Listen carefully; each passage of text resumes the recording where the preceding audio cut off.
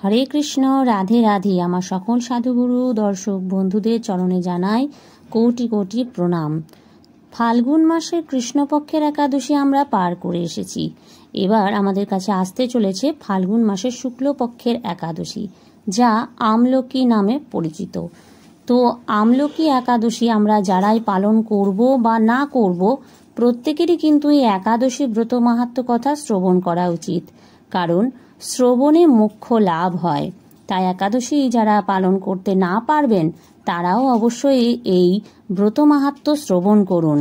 শ্রবণ নববিধা ভক্তির মধ্যে এক প্রকারের ভক্তি, যার মাধ্যমে আপনার সঙ্গে সবসময় ভক্তি যুক্ত থাকবে। তো আমলকি একাদশীর ব্রত মাহাত্ম্য চলুন শুরু করা যাক, যার মধ্যে দিয়ে আমরা জানতে পারবো এই একাদশী আমরা কেন পালন করব এবং এই একাদশীর কি মাহাত্ম্য, এই একাদশীর কি বা ফল, সবটুকুই জানবো। তবে তার সাথে যাতে আমরা ভগবানের প্রীতিবিধানের জন্য এই একাদশী করছি, এই মনোভাবটা আমাদের সঙ্গে সবসময় যদি থাকে, তো অবশ্যই আমরা ভগবানের কৃপা লাভ করতে পারবো। ফাল্গুন মাসে শুক্লপক্ষের একাদশী আমলকি একাদশী আমাদের পালন করতে হবে 10ই মার্চ। আমলকি একাদশী। যুধিষ্ঠির বললেন, হে কৃষ্ণ, মহাফলদাতা বিজয়া একাদশীর কথা শুনলাম। এখন ফাল্গুন মাসের শুক্লপক্ষের একাদশী যে নামে বিখ্যাত তা বর্ণনা করুন। শ্রীকৃষ্ণ বললেন, হে মহাভাগ যুধিষ্ঠির, মান্ধাতার প্রশ্নের উত্তরে মহাত্মা বশিষ্ঠ এই একাদশীর মহিমা কীর্তন করেছিলেন। আপনার কাছে এখন আমি সেই কথা বলছি। এই একাদশীর নাম আমলকি। বিষ্ণুলোক প্রদানকারী রূপে এই একাদশী বিশেষভাবে মহিমান্বিত। একাদশীর দিন আমলকি বৃক্ষের তলে রাত্রি জাগরণ করলে সহস্র গাভী দানের ফল লাভ হয়। হে পাণ্ডুনন্দন, পূর্বে ব্রহ্মার রাত্রিতে দৈনন্দিন প্রলয় উপস্থিত হলে স্থাবর জঙ্গম সহ দেবতা, অসুর ও রাক্ষস সব কিছুর বিনাশ হয়। তখন ভগবান সেই কারণ সমুদ্রে অবস্থান করেন। তার মুখপদ্ম থেকে চন্দ্রবর্ণের এক বিন্দু জল ভূমিতে পড়ে। সেই জলবিন্দু থেকে একটি বিশাল আমলকি বৃক্ষ উৎপন্ন হয়। এই বৃক্ষের স্মরণ মাত্র গোদানের ফল, দর্শনে তাহার দ্বিগুণ এবং এর ফল ভক্ষণে 3 গুণ ফল লাভ হয়। এই বৃক্ষে ব্রহ্মা, বিষ্ণু আর মহেশ্বর সর্বদা অবস্থান করেন। এর প্রতিটি শাখা প্রশাখা ও পাতায় ঋষি, দেবতা ও প্রজাপতিগণ বাস করেন। এই বৃক্ষকে সমস্ত বৃক্ষের আদি বলা হয় এবং তা পরম বৈষ্ণব রূপে বিখ্যাত। অতএব এই শ্রেষ্ঠ ব্রত সকলেরই পালনীয়। এখন এই ব্রতের একটি অদ্ভুত ইতিহাস আপনার কাছে বর্ণনা করছি। প্রাচীনকালে বৈদিশ নামে এক প্রসিদ্ধ নগর ছিল। এই নগরে চৈত্ররথ নামে এক রাজা রাজত্ব করতেন। চন্দ্রবংশীয় পাশবিন্দুক রাজার পুত্ররূপে তিনি জন্মগ্রহণ করেন। তিনি অত্যন্ত শক্তিমান ও ঐশ্বর্যশালী ছিলেন। শাস্ত্রজ্ঞানেও তিনি ছিলেন সুনিপুণ। তার রাজ্যের সর্বত্রই মনোরম আনন্দপূর্ণ এক দিব্য পরিবেশ লক্ষ্য করা যেত।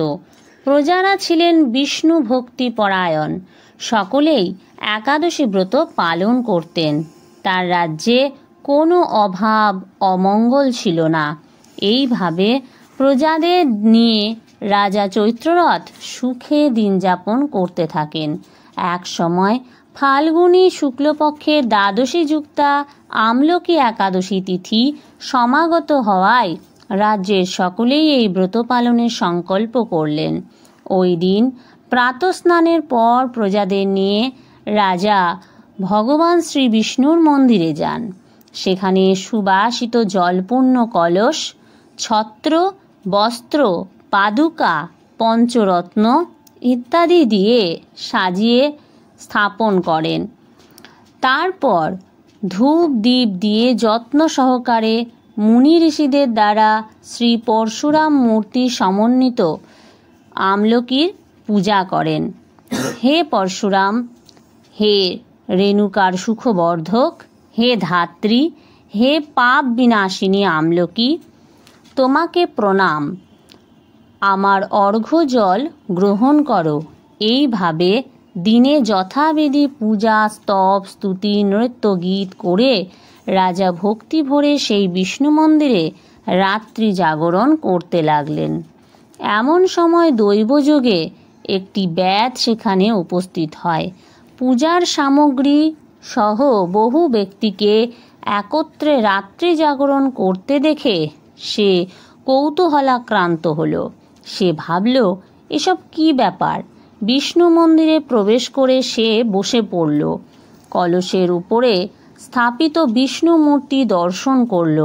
ভগবান বিষ্ণু এবং একাদশীর মাহাত্ম্য সে মনোযোগ দিয়ে শুনল। সারাদিন ওই ব্যাধ কিছুই আহার করেনি। এইভাবে ক্ষুধায় কাতর হয়ে সেখানে সে রাত্রি জাগরণ করল। পরদিন প্রজাসহ রাজা নগরের দিকে যাত্রা করলেন। সেই ব্যাধও তার গৃহে ফিরে গেল। এরপর এক সময় ব্যাধের মৃত্যু হল। একাদশীতে রাত্রি জাগরণ ব্রত প্রভাবে সেই ব্যাধ পরবর্তী জন্মে এক রাজ্যের অধীশ্বর রূপে নিযুক্ত হল। জয়ন্তী নামে এক নগরী ছিল। সেখানে বিদুরথ নামে এক রাজা বাস করতেন।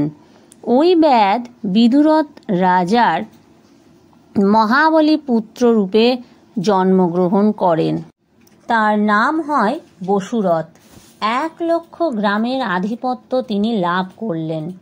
তিনি ছিলেন সূর্যের মতো তেজস্বী, চন্দ্রের মতো কান্তিমান ও পৃথিবীর মতো ক্ষমাশীল।